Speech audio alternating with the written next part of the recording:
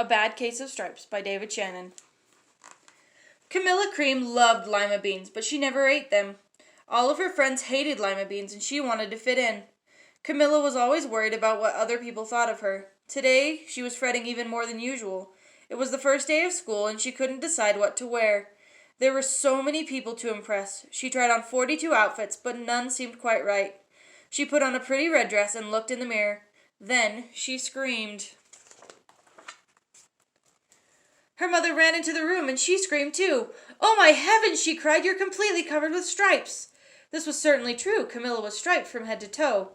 She looked like a rainbow. Mrs. Cream felt Camilla's forehead. "Do you feel all right?" she asked. "I feel fine," Camilla answered, "but just look at me." "You get back in bed this instant," her mother ordered. "You're not going to school today."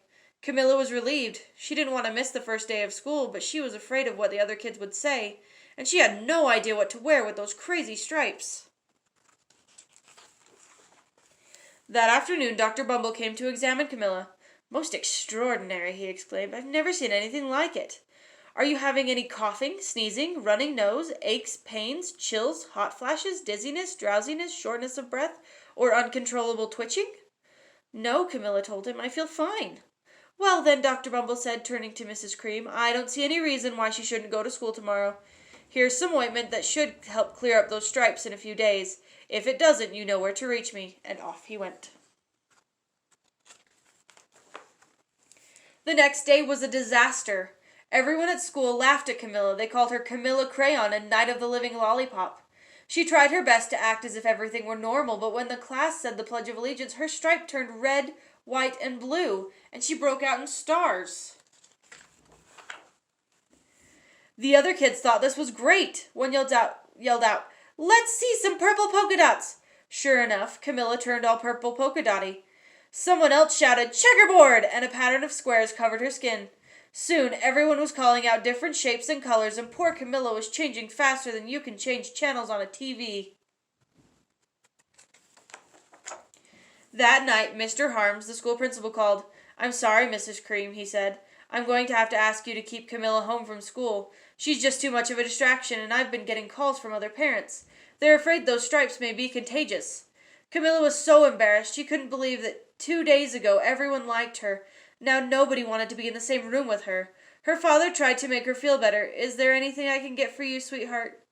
he asked. "No, thank you," sighed Camilla. What she really wanted was a nice plate of lima beans, but she had been laughed at enough for one day. Well, yes, I see," Dr. Bumble mumbled when Mr. Cream phoned the next day. "I think I'd better bring in the specialists. We'll be right over." About an hour later, Dr. Bumble arrived with 4 people in long white coats. He introduced them to the Creams. "This is Dr. Grop, Dr. Sponge, Dr. Cricket, and Dr. Young." Then the specialists went to work on Camilla. They squeezed and jabbed, tapped and tested. It was very uncomfortable. "Well, it's not the mumps," concluded Dr. Grop, "or the measles," said Dr. Sponge. "Definitely not chicken pox," put in Dr. Cricket. "Or sunburn," said Dr. Young. "Try these," said the specialist. They each handed her a bottle filled with different colored pills. "Take one of each before bed," said Dr. Grop. Then they filed out the front door, followed by Dr. Bumble. That night, Camilla took her medicine. It was awful. When she woke up the next morning, she did feel different. But when she got dressed, her clothes didn't fit right. She looked in the mirror, and there, staring back at her, was a giant, multicolored pill with her face on it. Dr. Bumble rushed over as soon as Mrs. Cream called. But this time, instead of the specialists, he brought the experts. Dr. Gord and Mr. Mellon were the finest scientific minds in the land. Once again, Camilla was poked and prodded, looked at and listened to. The experts wrote down lots of numbers, then they huddled together and whispered.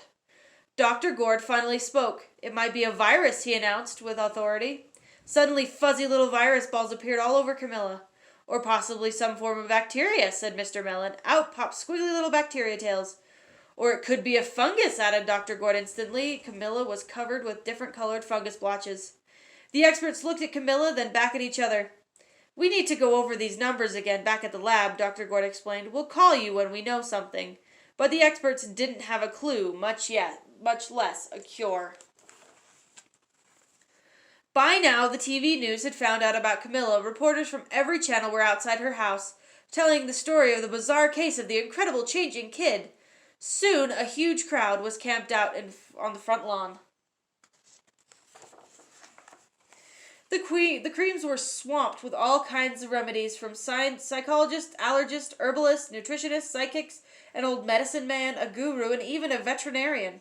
Each so-called cure only added to poor Camilla's strange appearance until it was hard to even recognize her. She sprouted roots and berries and crystals and feathers and a long furry tail, but nothing worked. One day, a woman who called herself an environmental therapist claimed she could cure Camilla. "Close your eyes," she said. "Breathe deeply and become one with your room." "I wish you hadn't said that," Camilla groaned. Slowly she started to melt into the walls of her room. Her bed became her mouth, her nose was a dresser, and 2 paintings were her eyes. The therapist screamed and ran from the house. "What are we going to do?" cried Mrs. Cream. "It just keeps getting worse and worse." She began to sob. At that moment, Mr. Cream heard a quiet little knock on the front door. He opened it, and there stood an old woman who was just as plump and sweet as a strawberry. "Excuse me," she said brightly, "but I think I can help." She went into Camilla's room and looked around. "My goodness," she said with a shake of her head. "What we have here is a bad case of stripes. One of the worst I've ever seen." She pulled a container of small green beads from her bag. "Here," she said, "these might do the trick." "Are those magic beads?" asked Mrs. Cream. "Oh my, no," replied the kind old woman. "There's no such thing. These are just plain old lima beans. I'll bet you'd like some, wouldn't you?" she asked Camilla. Camilla wanted a big heaping plateful of lima beans more than just about anything, but she was still afraid to admit it. "Yuck," she said. "No one likes lima beans, especially me." "Oh dear," the old woman said sadly. "I guess I was wrong about you." She put the beans back in her bag and started towards the door. Camilla watched the old woman walk away. Those beans would taste so good, and being laughed at for eating them was nothing compared to what she'd been going through. She finally couldn't stand it. "Wait," she cried. "The truth is, I really love lima beans." "I thought so," the old woman said with a smile. She took a handful of beans and popped them into Camilla's mouth. Said Camilla. Suddenly the branches, feathers, and squiggly tails began to disappear. Then the whole room swirled around. When it stopped, there stood Camilla, and everything was back to normal. "I'm cured!" she shouted. "Yes," said the old woman. "I knew the real you was in there somewhere." She patted Camilla on the head. Then she went outside and vanished into the crowd. Afterwards, Camilla wasn't quite the same. Some of the kids at school said she was weird, but she didn't care a bit. She ate all the lima beans she wanted, and she never even had a touch of stripes again. The end. Do you think if Camilla had eaten them the first time she wanted them, she would have been able to get rid of the stripes before she turned into her bedroom?